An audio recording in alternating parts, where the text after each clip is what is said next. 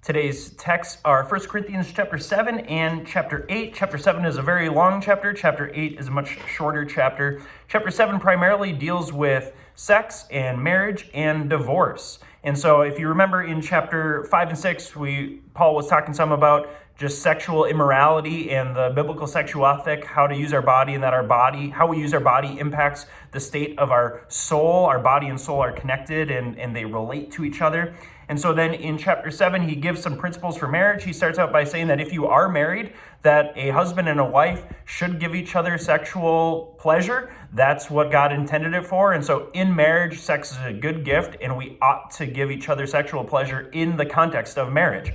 And if we don't, we'll be tempted and fall into sin potentially. And so Paul encourages married couples to have sex. So if you're a married couple, that's a good thing for you. If you're not married, he encourages you to stay abstinent, to keep your body holy and pure, and to wait for marriage. And if you feel drawn towards marriage, keep sex for that.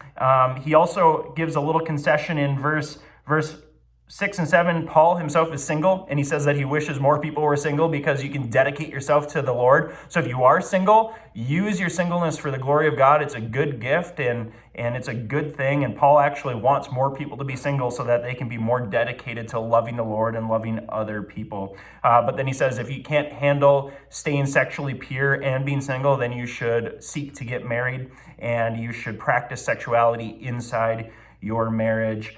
He talks about just avoiding divorce then. He talks about the bond of marriage and how it's so significant and that we shouldn't get divorced. So he talks about that here in chapter 7.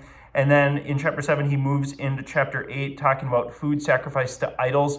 In their context, in the first century, they would bring sacrifices to the temple, and they would sacrifice animals at the temple, and then pagans, generally non-Jewish people, would eat that meat, and Jewish people wouldn't eat that meat because it was considered unclean, because it was sacrificed to a false god. And so there's argument about whether Christians should eat meat sacrificed to idols or not. And Paul essentially says to follow your conscience, that some people can probably eat that meat without problem, and other people have an issue with eating that meat, and they shouldn't. And so that's actually some of the theme that we're going to see throughout these next couple chapters here, is Paul saying that we each have a different conscience on certain things. Like the Bible's black and white about some things, and then there's other things that it's just kind of gray. There's not a direct biblical command to do this or not to do that. And when it comes to that, we have this idea of conscience.